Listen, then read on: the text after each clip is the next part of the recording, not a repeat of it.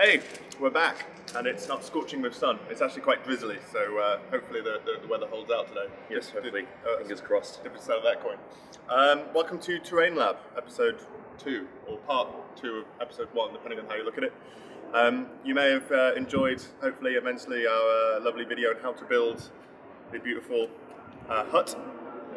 We're now back with Dan, our terrain guru, who's going to show us how to make it look the part. Right now it looks like a futuristic hut with its sort of polythene plastic-y walls. Looks like something that's just been lifted off like a draftsman's sketch. Yeah, it's just popped out the 3D.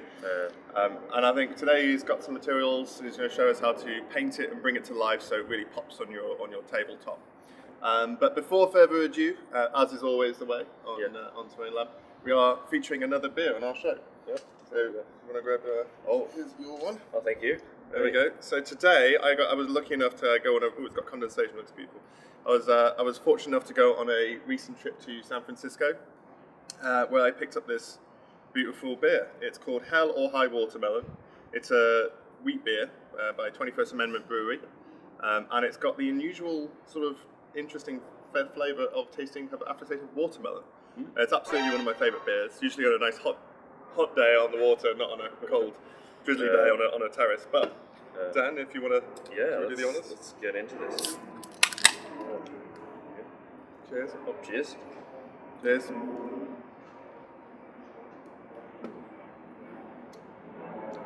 Yeah. That's really nice. Isn't that nice? Yeah. It's really good, isn't it? Yeah. It's that watermelon aftertaste, because you drink beer all day and on the water, you start to get a bit stale. This is really refreshing. Yeah, it's not like an overpowering watermelon either, which I find normally when you get fruits being dry hopped into beer, it tends to be quite, in your face. Yeah, it's quite a sucker punch. Yeah. But this is quite subtle. It's quite nice. So. You can't really taste it till the aftertaste, and it's by no means a weak beer either. It's it's not like a Limbic, it's a 4.9%. 4.9. It's still sessionable, but sort of towards the upper end of that. Yeah. It's good. Seasonal release, so limited edition. Yeah. Lovely. So thank you very much, 21st Amendment. These are, not that you gave them to us, I had to buy these and bring them back from America, but thank you for making them nonetheless. As always, we're going to go through the materials we need today and tools. So what materials and tools do we have today? Awesome. Well, first of all, let's start with the paints, because we are going to be painting our structure. Now, this isn't dip. I'm just recycling a jar. Other brands of dip are available. Yes. But what I'm using is just some emulsion house paint. This particular color, it's sort of like a coffee brown, because we want our structure to have a sort of an earthen look to it. So, obviously, if you're wanting to replicate this, that's the color there. But it's up to you as to what colors you want to paint your structures at home. Now, emulsion paints are ideal for this particular project because we are, and I'll show you this shortly, going to be making a bit of a slurry to not only create the color for the building, but also the texture. And emulsion paints are really good for that because they have some adhesive qualities that will keep the texture we're going to use into the mix. So definitely keep an eye out for emulsion paints for your base coat. The next paint I've got is just some a lighter kind of bony color. This is it's Caramel Latte from the Dulux range, but again, it's totally up to you. Just a water-based acrylic house paint that I'm using. Obviously, because with terrain, you're probably going to be painting a fair few of these structures or big surfaces. So you're going to need a bit of paint. You can pick up these little sample pots from your hardware stores for a few pounds. It's rather inexpensive. Yeah, good bargain. Good bargain, yeah. And then I'm also going to be using just a couple of paints from the old Citadel range in the paint, I should say, today. Just a dark brown and a white, but again, up to you as to what colors you use and what range you're using them from. But because we're only going to be using them to do a little bit of detailing work, I don't need massive amounts of paint like we do for the other surfaces. So just pop them to one side. And then for our textures, I'm just using some Citadel basing materials. In this one I've got some washed builder's sand. It is mixed in with some of the actual Citadel sand just to create a bit of a varied texture, but you can use any type of sand for your to work up the slurry that we're going to use to base coat our structure. But just make sure that it's washed so you're not getting any bits and pieces and grit in there, because that's going to throw a bit of a spanner in the works there. And then I'm also going to be using some of the dead grass just to do some patchwork around the base of our structure, which we'll have a look at a little bit later. So that's pretty much it for paints. Brushes wise, I've just got a regular kind of chisel head brush that you'd use for interior decorating. Again, you can pick these up from a hardware shop for relatively cheap. And then just my regular got my brush kit here. If I unzip it, I've got my brushes that I use for my miniature painting. So I'll be using that for a bit of detail work on our structure as well. You don't really need a new brush though, do you? For this? No, well this one I've had for a while. I've used it on a few projects, so you know, it's just handy to have one of these that you can pick up from, as I said, the hardware store, relatively cheap. All in all, I reckon you'd probably be getting those materials for about £10 and or thereabouts, big pun. But again, you'll be able to use these on multiple projects as well, so that cost can be spread across a few terrain projects. And if you're making a bit of a village or a town's worth of these, that should be enough paint to do the lot. So we also need a bit of PVA, I think. Yeah, we're going to be using some PVA glue as well, which you should have as part of your regular kit for when you're basing your miniatures or terrain. Yeah, you wouldn't have got this far if you hadn't got it already. No, you wouldn't. Exactly. So between the last video we shot and this video, I've just gone and textured and sealed the base of our desert hut. Again, just using the washed builder's sand, which if you know how to base a miniature, we don't really need to explain it. It's pretty straightforward. Chuck some stuff on. Exactly. So just so that we're not having to sit here and wait for PVA glue to dry. Mm-hmm. So the first thing we're going to do is we're going to create our base coat, which is going to be what I call a slurry. So it's using the emulsion base coat paint and a bit of sand. So the best way to do this is first of all pour out a bit of the paint that you're going to be using for your base coat. And we've just got a little plastic tub to mix that up in. So I'm just going to pour out. I got this for nothing, by the way. This was, well, yeah, it came with my delicious takeaway. Yeah, today, a little takeaway container. Yeah, so whatever you get a lot of this stuff, just reuse, recycle. That's right. Don't go away to buy expensive stuff well, for this. So I'm just trying to get the last drop. There we go. Nice. Alright, so I've just poured out a little dollop of the paint. You don't need much. That will be plenty to coat our desert structure. So if it was me, I would have poured the whole thing in there because I'm overkill. We don't want to waste the paint. Maybe if we were doing an entire table batch. And a big batch, that might be worth doing, but today we just need a little bit. I think I'm used to painting like 100 rocks in a row or something like that, so for this is heaven. Yeah. So next we're going to be putting in some of our basing sand to create the texture in our slurry. So you only need a little bit, and the best way to do this is just to, if you get like a teaspoon, or I'm just going to use my hands, and just sprinkle a little bit in. You want just a nice kind of even amount of it in your paint. You don't want too much, otherwise it's going to clog up and bunch up and get all patchy on your structure. But you don't want too little, otherwise you just won't get the effect. What ratio would you say? For this, what have I put? Maybe like, I don't know, 4 parts paint to 1 part sand. Yeah, I'd say a 1 to 5, so 1 to 4. 1 to 4, 1 to 5. Yeah. So I'm just gonna start with less. Yeah. And you can always add more. Exactly right there. So I'm just gonna sprinkle that in.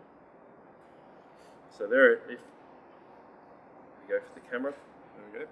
So that's what it should look like, and then I'm just gonna get my brush and just mix it in together until it gets to the point where it's you starting to sort of see. Yeah, I will tilt it up just a little bit once I've got it all mixed in. Don't know if it's really showing up all that well on the camera, but you'll see that it gets a little bit grainy, and that's a good sign. So you just want it sort of to just be slightly appearing in the paint, that texture. So that's a good consistency that we've got there. I wouldn't add much more, otherwise we're going to get it clumping onto the structure. You'll find too, I think when it dries, the paint almost flattens a little bit and it stands out a bit more. So even if you think that it's not that thick, it still looks alright once the paint dries. That's true. Alright, so I'm going to go through and paint our desert hut. So all I need to do is just nice and evenly go over the structure. So you'll start to notice as you apply it where it might be clumping a little bit, or if there's patches where it needs a little bit more texture. Don't worry too much about it now, and I'm not worried about it getting on the base of my structure because it's going to be almost a similar color to the building. But what you can do is, if the first coat you notice there's a few patches, don't worry about it too much. You can always go back, do a second coat and just touch it up. But you're sort of aiming for that consistency. I don't know if that's showing up too well on the camera. But it definitely will show up a little bit later on when we go to do our next color on the structure. So what we'll do is I'll just go through and paint it all.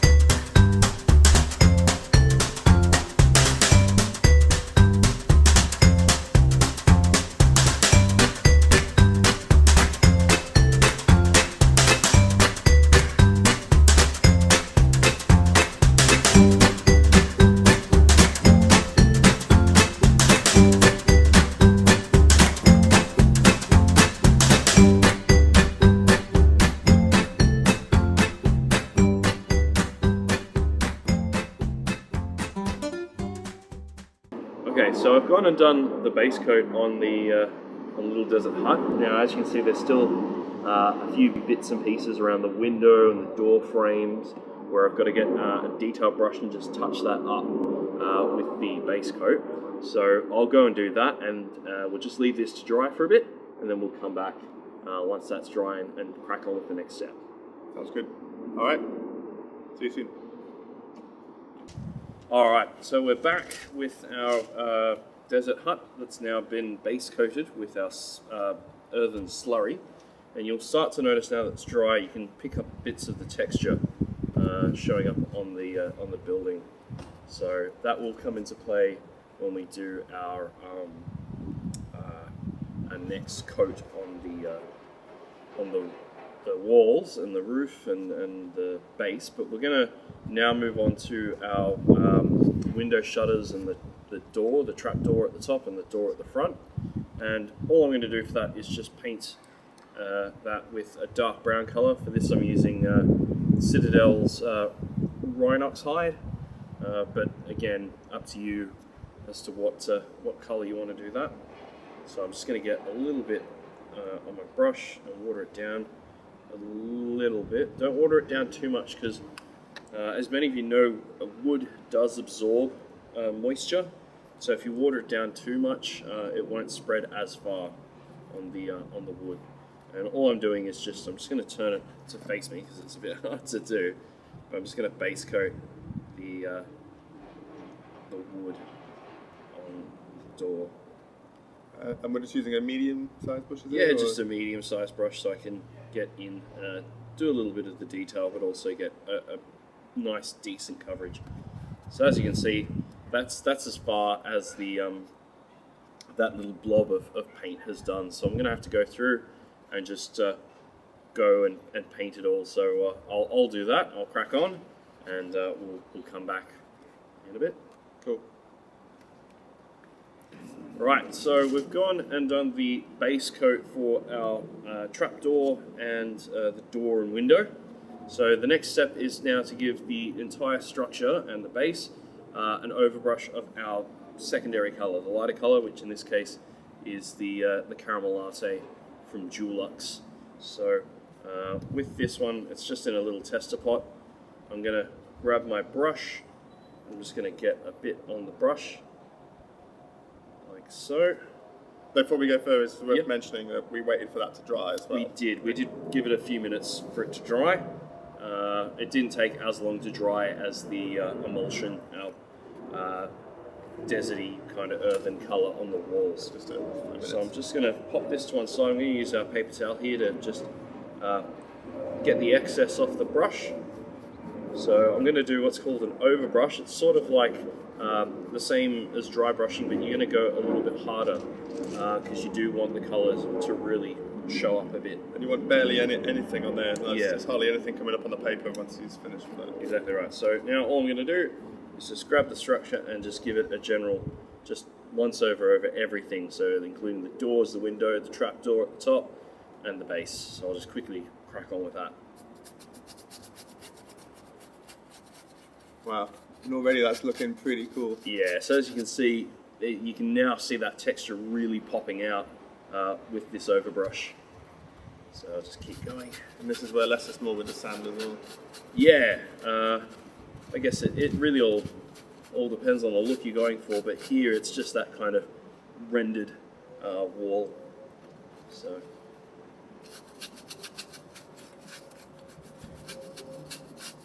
Now the other thing is, we were talking a little bit earlier before we started making the video. Pete, you asked me about those texture sprays that you can get from hardware stores. You can use those to achieve a similar effect like this, but I often find it doesn't always spray at the consistency you want, and it can also cause a bit of warping with your card. We did have a little bit of warping on this structure after we did the base coat. But I just got a little bit of PVA, put it into the gap and closed it, and that fixed it right up. But I find you get a bit more of that happening on pieces of terrain like this with the spray to a greater effect. So I'm not really a big fan of using that on pieces like this. I'm just going to top up my brush so I can go through and do the rest.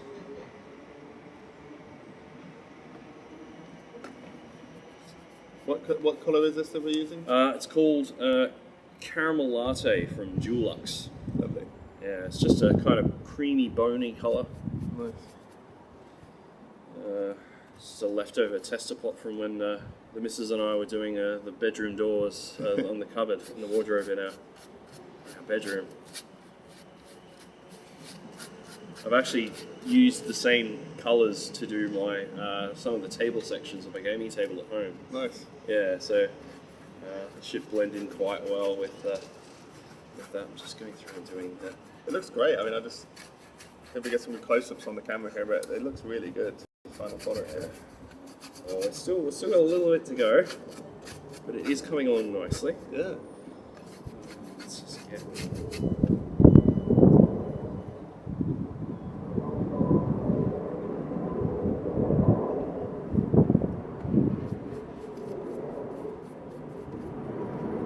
Just going to do the roof now. I'll just tip it away from the camera so I can see what I'm doing. We were just discussing getting a different angle for you guys on future videos. So we're going to try and figure out a way to bring up a system so you got a top-down look. Might not be able to hear us because there's planes flying over. Oh yeah. Don't worry about the planes. We're not too far from London Heathrow. I think we mentioned that in our previous video. Yeah. And a new microphone as well. Yes. Let's get these edges at the top. Everything's once over. Alrighty. So that's our overbrushing coat done on the door, the window, the trapdoor, and the walls and the base as well. Now, it all sort of has a bit of a monotone color to it, and we do want the building to stand out a little bit from the base. So that's where we're going to just give it a bit of a dusting with some white. We're using ceramite white from the Citadel paint range. So I'm just going to get a little bit of that. Oops, is that a new one? Might need to give it a shake. Give it a bit of a shake. Hasn't been used in a long time. Alright, so I've got our white, which we're going to use just to give it a bit of a light dusting to really make the building stand out a bit more from the base. So I'm just going to get a little bit on the brush. Now, I haven't washed out the brush since using the Caramel Latte color from Dulux, because I do want it to kind of be a smoother transition. I don't want it to be too stark. Like, I don't want it to be a brilliant white structure. I want it to blend in with the previous tones working up, so it's a natural progression. So I've got a bit of paint on the brush. I'm just going to, again, get that excess off. Just run it over this bit of kitchen roll. Okay, brilliant. And then, as I said, we're just going to give it a bit of a light dusting. So just go over it. Try and catch the, it's a bit heavier than I thought, but that's okay. Try and catch the corners so that like the trim, for example, really starts to pop out a bit. So just go over the structure.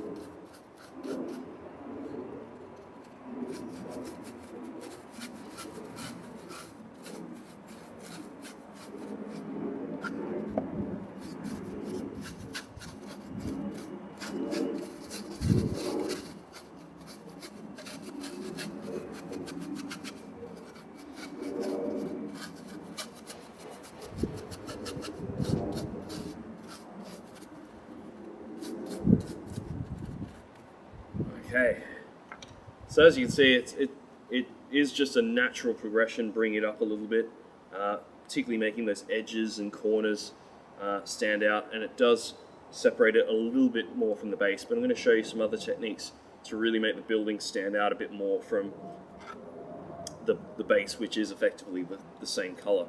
So to do that, I'm just going to grab out of my brush kit a fine detail brush. And I'm going to get our brown paint again. And what I'm going to do is paint a little bit of grime weathering that would kind of happen on a structure like this. Beg your pardon. So all I need to do is just, I'm going to add a little bit of water with my medium brush into onto the lip of the pot. Now you do want to make this have a fairly watery consistency, so add a little bit more water than you probably normally would if you were just painting it onto a miniature, just so that it lends well to this effect. Okay, so I'll wash out that brush.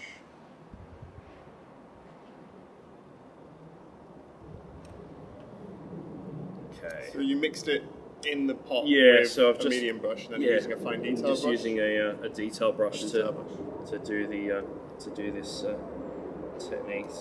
So the finest detail brush. I think I left my really fine detail brush at home today. That's okay. So all we're going to do is, if you look at the lip on the top of the structure, where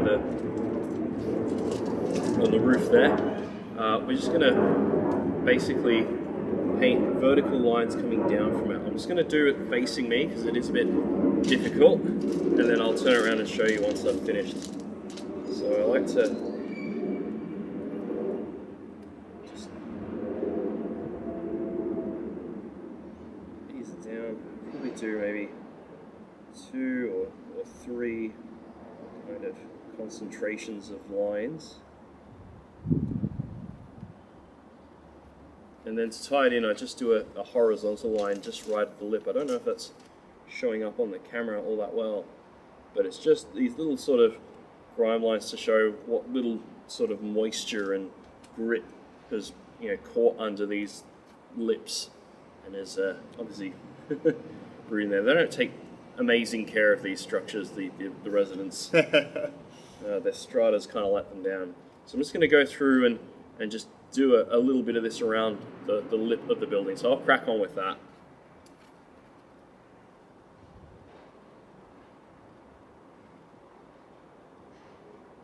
Okay, so I've gone through and done the weathering on the top lip of the building. So as you can see, we've got some little treacles of muck coming down on the front there. The real key with this is not to go too overboard. I probably maybe do like 1 or 2, in some cases 3 of them per side of the building. But as I said, you don't want to go too overboard or else it looks a bit icky. Maybe save that for something that would actually have quite a bit of like refuse coming out of it, like some sort of chemicals storage silo or something. Yeah, some sort of Nurgle infected building or something. But yeah, just a little bit of it really kind of helps to add a bit of character to it and also make it stand out a little bit more from its surroundings. Another thing we're going to do is we're going to add some static grass to the base, just in little patches. So again, it helps to really make it pop out from a gaming table, particularly gaming tables with like a desert or even like a snow theme. It can be a bit hard to differentiate buildings just because there's not much contrast on the board itself. So this will really kind of help. So all I'm doing is getting a little bit of PVA. I'm just going to go around the structure and put a few little dabs. It'll come out. My lovely assistant will. What do you want to do? Spin it. Where do you want it in the corners? I'm just going to put a little bit around the front, right there, and I'll put a bit more on this side here, top corner. And then there? Yeah, I'll put a little bit. Maybe I see, wherever you want the grass, put the glue. a couple of dabs, exactly. Wherever we're going to put some grass, we'll put the glue on. Maybe spin it around on this far side, put another, just a tiny dab. Cool. There. So as you can see, it's just got it sort of sparingly around the edge of the structure. I'll pop my PVA glue away. Then I'll get out my dead grass. That's so cool looking. Yeah, it is really cool. Looks like something shaped a Muppet, to be honest. Yeah, it looks like, I don't know, maybe sort of someone who's got like peroxided blonde hair that it's the leftovers from when they've been to the barbershop. Yeah. The trimmings. Anyway, so I'm just going to get it and sprinkle a little bit onto Note to all your hairdressers out there if you need free resources, reuse, recycle. on the areas. So it's a little bit windy, so I'm just going to try not to get this blown. Want me to hold the structure? It's all good. Got it? And then I'm just going to give it a little bit of a press so that it touches. I'm just going to put a bit more that gap, and then I'm just going to shake it off back into the tub so any excess goes back in. We can use it again later. So that's that there. I'm just going to go through and do the rest of the blobs around the building, so I'll crack on with that. Okay, so we've gone and put our little clumps of static grass around our structure, the little hut, and we've left that to dry for a little while, and now all it really needs doing is going through and just sealing it with some watered down PVA glue, but we'll do that later, and you guys can obviously do that yourselves at home. But that is effectively the desert hut complete. So as you can see, a few little details that really kind of make it pop out.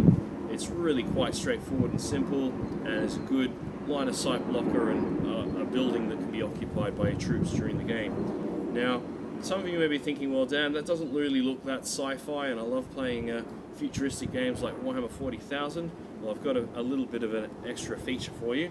With those little cutouts that I told you to hang on to, you can actually use them to make sci-fi doors. So all you need to do is just get a bit of card to cut like a design on top, that extra trim and the buttons, and paint it up and make it look like some sort of sci-fi store, and that just slots into the front here. Like, so. See, multi-adaptive, multi-gaming terrain. No? There you go. That's obviously I haven't popped it in all Fully, the way fully, yeah, but you get the idea. idea. And then I've got some for the windows too. I'll just pop that one in. Look at that. The window. That's so Okay, cool. and then one for the trapdoor. Even the trapdoor. Trapdoor on the roof gets one too. There you go. Full service. Pops in. Look at Hey, that. That's so cool. Sci-fi. Let's try and fix this door up. Sorry, I'm just very pedantic about these things. Oh. I think that's as far as it's going to go in. That's For okay. now, yeah. Yeah, so you really is quite a versatile piece of terrain, easy to put together, easy to paint, and you can sort of go to town if you want, or keep it as simple as that. What we will do is I've done a few sort of variant designs. We'll take some photos of that and we'll chuck them up after this video so you can get some ideas of alternative structures you can build using those same techniques, and we'll go from there. Okay, I think that's pretty much it. Done and dusted. That's the finished product. It looks lovely. Hopefully you've enjoyed our video. I know our mystery guardsman loves his new house. He's got a great place to live. And I put some pictures up as well of some close-ups and detailed shots so you can enjoy there. Please do subscribe. Let us know what you thought of this and our other videos. We'll be doing a lot more. Next topic we haven't decided yet, but I'm sure it'll be something. Yeah. So any ideas for what you want us to do, let us know as well. We're more than open to suggestions, so let us know. Other than that, if you want to come and play and see these guys in action, a lot of this stuff is featured at our Monday meetups. It's down at the London Wargaming Guild, down at the Seven Dials. Details and info below, so you can go here, subscribe, RSVP, and hopefully we'll see you on the gaming tables. See you later. See you later. Bye.